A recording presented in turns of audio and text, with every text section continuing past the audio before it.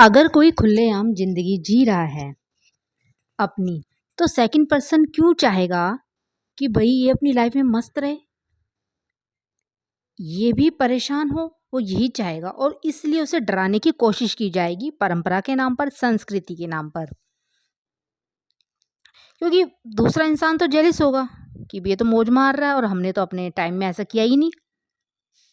उसे खुलकर जीने नहीं दिया जाएगा। अब जिन्होंने बहुत बंधी हुई जिंदगी जी है, तो उनके सामने जरा सी भी अगर कोई फ्रीडम दिखाओगे ना, तो उन्हें बहुत ही ज़्यादा बुरा लगता है।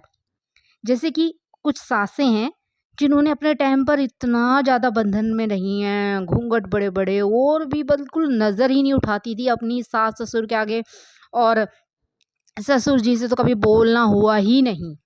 तो आजकल की तो पापा पापा कर रही हैं और सास से भी बहुत बढ़िया अच्छी ज़िंदगी जी रही हैं। तो सासों को ये रास नहीं आता है, ये कैसे, परंपरा नहीं है, संस्कृति के खिलाफ है, ये वो आप सब सुन ही रहे होंगे, देख ही रहे होंगे।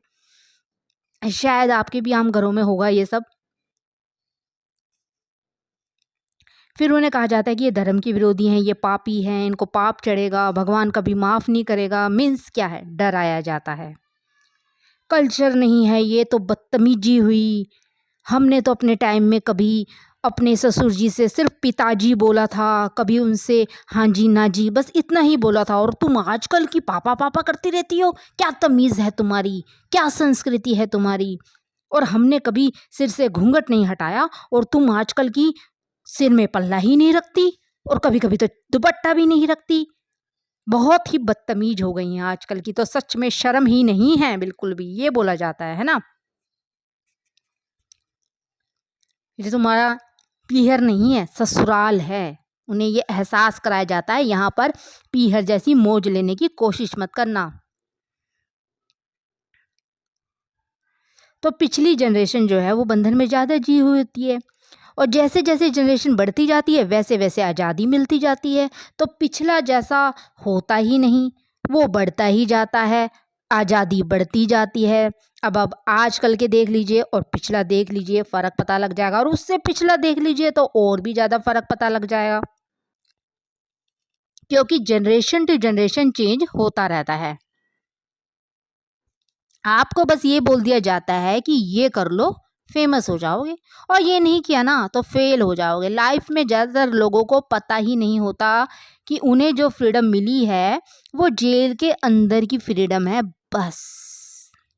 जैसे एक फिश पॉट होता है, तो फिश सोचती है कि बस यही है मेरी ज़िंदगी, यही सागर है, यही सब कुछ है। उसे पता ही नहीं होता कि सागर भी होता है कुछ। वो अपने जहाँ पर फिश रहती है ना पॉट में, बस उसे ही समझती है यही सागर है, यही सब कुछ है मेरे लिए। जबकि ऐसा कुछ नहीं है, सागर तो बहुत विशाल है। 100 बातें अध्यात्म में नहीं होती, भीतर कुछ है जिसके साथ हम पैदा होते हैं, और उसको फिलफिल करने के लिए हाथ पांव मारते जाते हैं, और एक दिन हम मर भी जाते हैं। तो भीतर तो कुछ और है ना, जो चाह रहा है कुछ, उसको तो हम पूरा कर ही नहीं रहे, उसकी इच्छा तो कभी पूरी हो ही नहीं रही जो भीतर है। और सारा धर्म किसके लिए, इस मैं के लिए। और मैं कौन है, अहंकार। मैं, सारा धर्म ही मैं पर आधारित हो रखा है। धर्म क्या है, जो अंदर की बेचैनी को हमारी खत्म कर दे, वही हमारा धर्म होता है। खुद को बेवकूफ ना बनने देना ही धर्म होता है, सत्य पर चलना ही धर्म होता है। भीतर से बाहर से कितनी भी परेशानी है, लड़कर बाहर आ जाना ही मोक्ष होता है। ये जो हम मोक्ष मोक्ष करते रहते हैं ना, ऐसा कर लो मोक्ष मिल जाएगा, वैसा कर लो मोक्ष मिल जाएगा, इसे मोक्ष नहीं बोलते। मोक्ष उसे बोलते हैं जब भीतर से बाहर से लड़ते हैं, उसे बोलते हैं मोक्ष।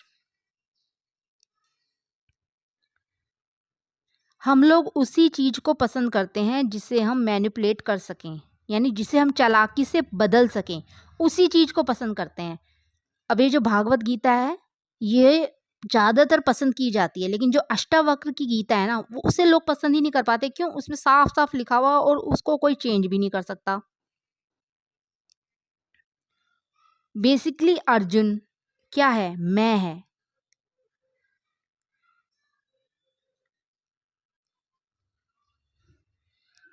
जो असली बैटल है वो हमारे अंदर होता है, बाहर नहीं होता। हम अपने हर एक्शन पर ध्यान रखें कि वो कहाँ से आ रहा है और क्यों आ रहा है। ये है असली बैटल पर ध्यान देना, असली लड़ाई पर ध्यान देना जो हमारे अंदर ही हो रही है। जो सब में मौजूद है वही आप भी कर रहे हैं। तो मामला तो गड़बड़ी है ना। आप सो रहे हैं, ट्रेन चल रही है, आपको पता ही नहीं चल रहा आपने कहाँ जाना है, किसने आपको ट्रेन में चढ़ाया, कुछ भी नहीं पता, बिल्कुल जीरो।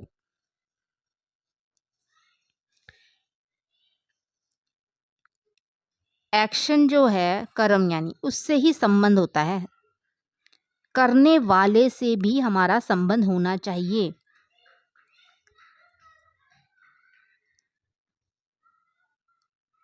जिधर भी चले जाओ आपकी डिज़ायर पूरी कभी होगी ही नहीं। एक डिज़ायर पूरी होगी, एक इच्छा पूरी हो जाएगी तो दूसरी इच्छा आ जाएगी, और फिर दूसरी इच्छा पूरी हो जाएगी तो तीसरी इच्छा आ जाएगी। मतलब इच्छा कभी पूरी हो ही नहीं पाएगी, संतुष्टि आपको कभी मिलेगी ही नहीं। कहीं भी जाएं हमें कमी लगती है कि एक्स्ट्रा पकड़ लें कुछ, तो मेन जो कारण है, जो कमी है, वो है रोशनी की कमी। हमारे अंदर जिस दिन रोशनी आ गई ना कि सही क्या है गलत क्या है, और हमने सिर्फ सही को पकड़ना है, उस दिन सब कुछ अच्छा लगने आएगा आपको, और आनंद ही आनंद होगा जीवन में। जो एक्स्ट्रा है उसे हटाओ, उसे ऐड नहीं करना, रिड्यूस करना है बस। जैसे आप खुद ही समझते हैं ना, हम हल्के होते जाते हैं, समझ बढ़ती है। जैसे मान लो कुछ अच्छा, आप अच्छी एक स्टोरी सुन लेते हैं, बहुत ही ज़्यादा मोटिवेशनल है, आपको बहुत अच्छी लगती है, तो आप हल्के नहीं हो जाते अंदर से, वाओ इससे मुझे ये शिक्षा मिली। तो ऐसे ही आपको हल्का होना है, जो भी फालतू का बर्डन है उसको दिमाग से निकालना है, बिल्कुल हल्का होना है, लाइट वेट।